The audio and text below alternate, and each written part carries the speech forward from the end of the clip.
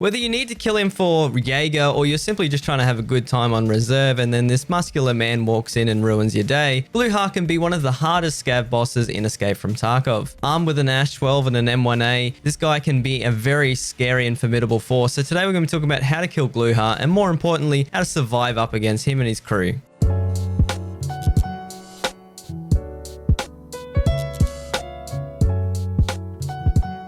So importantly, first, let's have a quick look at Gluhar himself.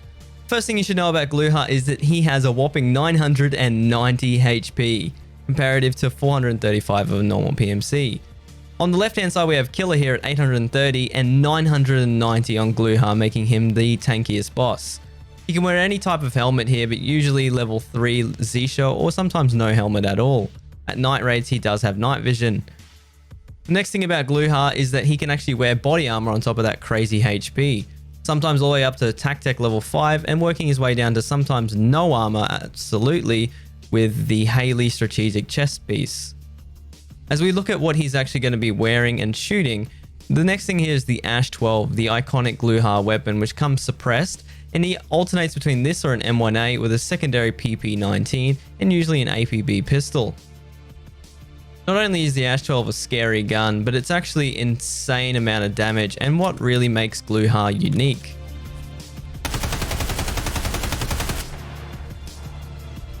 Next thing about Gluhar is he can spawn any single keycard within his pockets as well as GP coins and various med items. You can also spawn a bunch of grenades and he can actually spawn keys for custom shoreline and reserve within his pockets, making him a great find when searching his pockets, similar to Killer. As we move over to his guys, however, we're going to notice that he always comes packing with 6 additional followers. And they're actually got different strengths. You'll be noticing here that the Assault has 760 health, working our way down to the squishy Scouts that have 435 HP. Assaults usually come packing with level 5 and up armor to all the way up to class 6 and have a whopping 500 HP. So you're going to notice that they usually take higher level helmets like the Alton, Vulcan and Fast MT. We're going to be noticing here that the security, the next tier down, runs level 5, and they also run around level 4 helmets usually, anywhere from the TC 2002 all the way to the Zisha. We're going to be noticing that they actually share the same weapon pool, however, between the Assault and security, so any of these weapons shown here today and slight variations and attachments can be taken from these goons. More importantly, however, is the squishy Scouts, which usually 2 to 3 of these guys, running a level 3 and sometimes down to 2 armor, with stuff like a 6B and also a turtle shell helmet. The Scouts usually come packing with 9mm guns and are usually the guys that you'll see first. Let's have a look at the spawns here. We're going to be noticing that Black Pawn, Black Bishop, Black Knight, White Knight, K Station, and also outside Outpost. Gluhar can spawn in any of these locations and can actually roam around these areas. So these are actually not set in stone. Let's have a quick look at Black Pawn here. And this is the main building where the RBBK marked is. I'm going to run you past the fact that you can actually use the underground to fight Gluhar here. One of the best tips in fighting this Scav boss. For some weird reason, his AI will not come down the stairs. So you can bait him with grenades and get him moving and then play the underground and try and kill them. As you can see from this footage coming up, we're going to be noticing that I actually just had one of these assault guards sit here and I managed to leg him even with an incredible amount of HP by just spamming his leg with the Mosin. Obviously, you don't have to fight them down here like this, but you can actually just use some of the dodgy AI to actually gain an advantage when fighting Gluhar or give you a chance to heal and get some respite. As for fighting Gluhar at Black Bishop, however, you're going to notice that as you run up the sign here, you're going to hear some commotion, and they usually stand around the front side of the building and then sometimes get aggroed inside. So if you hear any shuffling or any sort of amount of noise, make sure you check each floor very carefully as they can be in any of these rooms. One of their favorite places to stand, however, is outside the front towards the pergola on the left side. The best way to fight them inside Black Bishop, however, is to get them funneling down the main hallway. You essentially want to throw grenades and try and get his entire group to get moving and to push you. You can see my mate and I here, we managed to funnel him in one by one just by holding these 2 separate rooms. You're going to notice that the Scout, the weakest one, will be outside looking for players. Another way to kill Gluhar, however, is if you don't have any sort of decent amount of gear, another really good way is to use the AGS 30mm. However, the problem with using this grenade launcher is it makes a lot of noise and it makes you a massive target. However, if you span the building when Gluhar has been aggroed inside, you can get some really easy and cheese kills, especially if he's in the pergola on the left side of Black Bishop. Another great way to kill them is to be within White Pawn here, the opposite building at the back side of the chopper. And you can notice, if you've noticed that Gluhar is here, you can actually just use the distance here, and they won't engage you from this distance, but they will if you're outside. So if you're inside, you can actually pop a few heads from the opposite building, and this is much easier when the lighting is on your side. However, here you can see that it really isn't. Another opportunity to use something like a Flare Thermal or also a Trigicon Reap-IR if you are very keen to fight these guys and kill them. So keep this in mind when doing this. The next most common place that I fight Gluhar is Black and White Knight. The Knight buildings are opposite each other, and the fact is, when fighting Gluhar, you have to fight between the both of them. I think the strength of this area is to pay attention to see any sort of movement before you get caught out in the open. The best way to fight Gluhar is to actually use the opposing Knight buildings to kill the Scav boss from. As you can see, I boosted from the second floor down to the first, and what I'm going to be doing here is, because as I was walking past I started to get grenaded, I'm going to pop up to the third floor here and try and get some angles across the Black Knight. Now be careful though, because when you're peeking these windows, they can actually get an angle on you and can pop you very easily when you're walking up to this third floor. They can actually aggro you and get shots on. But I'm going to be checking the roof here and also the windows to make sure that one of them hasn't moved up to the roof. I'm just going to quickly peek inside and make sure that none of them are holding near the truck. I'm going to be having a look left to usually the main entrance here, one of the main doors. You're going to notice one of the security is walking around. Now, I've killed the two scouts as you saw at the very start here, so I'm not actually seeing the rest of Gluhar, which actually indicates to me that basically the rest of his group is either on the far right here near the gas station or at the back facing the side of King, where they like to stand around.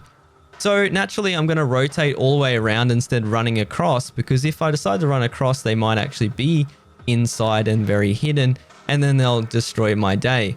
So essentially what you want to do is make sure you're in cover and try and keep some good distance between you and Gluhar. These medium range engagements are not the way to go. You either push a large distance or get up close and personal, depending on the gun that you have. When fighting Gluhar, I would actually recommend that you have a 60 round mag or something with capacity to put rounds down range very quickly. However, large rounds like 308 here, and in fact inside my SR I have M62, are great for fighting Scav boss because of that high penetration, can punch through all the heavy assault. As I work around the back of Black Pawn, I'm going to be checking all the spots I've found his goons to sit in, especially behind this roller door and near this tent at the back. But I actually hear a shuffle inside, which is really interesting, showing me that they're probably in the left-hand side garage bay here. So I'm going to push through the window, and then basically I'm going to start throwing grenades to try and get them moving. Remember, if Scav boss is being stubborn and doesn't want to move, grenades are the best way to get them to scream and get them to start running around. I throw a grenade and I hear a lot of commotion, and as I peek I realize that all of them actually left the garage here and pushed out, which makes me nervous because they're most likely either in this back part of the garage where I've actually killed them a few times here. So when I push through, I want to make sure that they're not in that back part here. So I'll push around and then check to my left, as I've actually found Gluhar sitting in here. But as I push around, we're going to notice that they've decided to leave towards the gas station here. I'm also curious to see whether they're actually in the middle. I quickly do a shoulder peek and then get grenaded. Understand, they're very much like Reshala. Every time you peek them, they will pop a grenade. So it's best to move instantly as soon as you peeked and try and get a new angle. Very quick peeks are the way to do this, especially at range. You're going to notice that the AI will lock on very quickly and drop to the floor. And that's what makes them so scary. As for K Station, one of the main train stations and the most common place to fight Gluhar. Once again, you're going to notice that this scout is actually just sitting at the front, and I managed to not die to this grenade by sheer magic. But for real though, the scouts are the two ones that are going to be hanging on the outside. You notice that the first one that I popped had a 6B helmet and some light level 3 armor. As I push up though, you're going to notice the second scout comes running down with intense passion here. And you're going to be noticing that these level 3 scouts are usually always going to be hanging away from the group, which gives me an indicator they're probably on the other side where Gluhar would be. So the two scouts out of the way here are going to pop the second one. You're going to be noticing that this scout here, once again, has that level 3 armor they were talking about. They don't have to have 9mm guns, but you can definitely tell the scouts because they usually go down quite quickly. As we push along, gonna notice I'm gonna get drop shot here by a few, and then you want to start moving because that's when the grenades start coming. Now, the security are usually gonna push you quite aggressively here now that the scouts have activated. So you've killed the 2 squishies, and then the security gonna start making the moves. Now, security are the really aggressive level 4 to level 5 users here. And you're going to start to notice that they usually sometimes sit back, but the main aggression comes from these blokes. Whereas the large assault fellas will be hanging around Gluhar himself. So I start to push around this crate where I've started to notice Gluhar likes to hang out around a fair bit. But I know for a fact that Gluhar usually sits on the side of Hermetic Bunker. So I'm working my way around and just double checking that I don't get shot in the back here. So you're going to be noticing this one here that I managed to spot through the gap. And then we're going to push around because I hear a shuffle on my right hand side. Now as I push around, I'm actually going to notice that Gluhar is standing here with one of his assault boys. And I put Gluhar down and you're going to notice this guy screams out Gluhar at the top of his lungs. Now this is another one of the assaults. You can tell by the fact that he's wearing an Alton. And when I wrap around to the crate, you're going to notice that the guy near the crate here is going to be very heavily geared, showing me that these are the 2 heavy assault followers. These are the guys that usually carry the heavy armor and the big guns, and they always stick by Gluhar's side even till death. So usually this is how you know they're here. Another good way is inside the train station or Rook. You can actually get up here on the 2nd floor and go prone on top of this railing. And if you've noticed Scav bosses at K Station, you get some really cheese headshots on the AI. They're not always going to be standing right here, but sometimes they do move after you popped a couple of them. But it's a really great spot to get a few cheeky headshots if you're having a hard time fighting Scav boss, that is.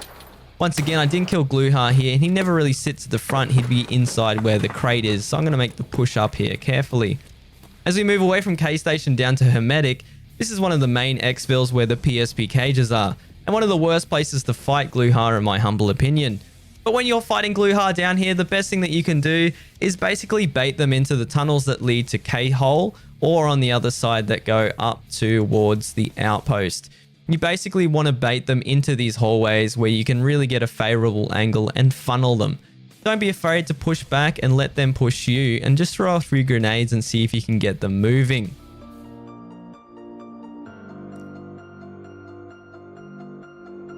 So that's it for my Gluhar guide. If this helped you in any single way understand some of his AI, or just some of the ways to stay alive a bit longer when you're fighting him, make sure you guys subscribe for more future content. With 12.7 coming up, I've got a lot of awesome guides that I'm going to be working on, so you guys don't want to be missing that. A lot of armor testing and some awesome stuff. So make sure you subscribe to the channel. And as always, guys, we'll see you on the next one.